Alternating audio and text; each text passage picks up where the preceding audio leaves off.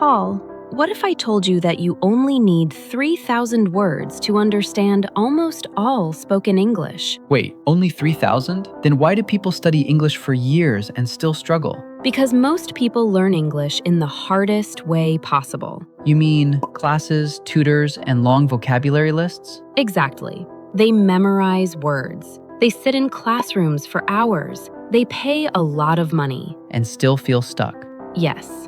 Slow, boring, and expensive. So, what's the better way? The solution is actually very simple. It's called comprehensible input. Comprehensible input? It means this. You learn English by understanding English, not by studying rules, not by memorizing lists. Your brain learns naturally through context, repetition, and meaning. Can you give me an example? Sure. Imagine this. I say, "This is a door. I am opening the door. These are my shoes. This is a dog. The dog is beige." Even if I don't know every word, I still understand. Exactly. Your brain connects the meaning automatically. So, my brain actually likes learning this way? Yes, your brain loves patterns. It loves stories. It loves meaning. But it hates pressure. Exactly. When you feel stressed, your brain closes. When you feel relaxed, your brain opens. That explains why people forget words after exams. Yes, they learn for the test, not for real life. So my brain is learning, even when I'm not trying? Yes, that's why this method is so powerful. You learn vocabulary, pronunciation, listening skills, grammar, sentence structure, and the most important thing, Thinking in English. exactly. And when you start thinking in English, speaking becomes easier because you stop translating in your head. Most learners want to speak fast, Yes, but they skip listening. like trying to talk before understanding. Exactly. Think about children. They listen for months before they speak their first word, And no one teaches them grammar.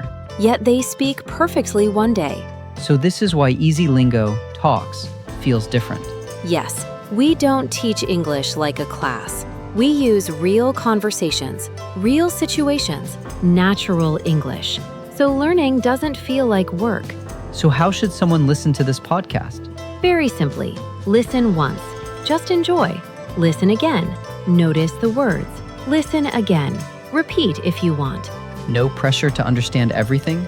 No pressure at all. Understanding grows with time. So what should a learner actually do?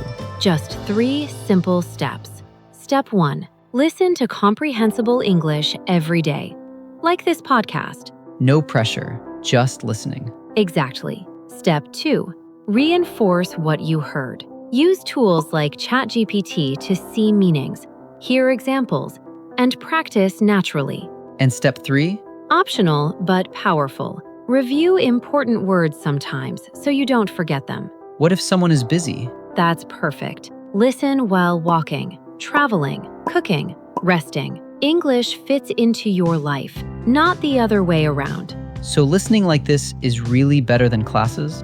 Yes, in fact, comprehensible input is up to 4 times more effective than traditional classroom learning. So a 10-minute podcast. Can be worth 1 hour of studying. That means learners are not bad at English. Exactly. They just used the wrong method. That's a relief.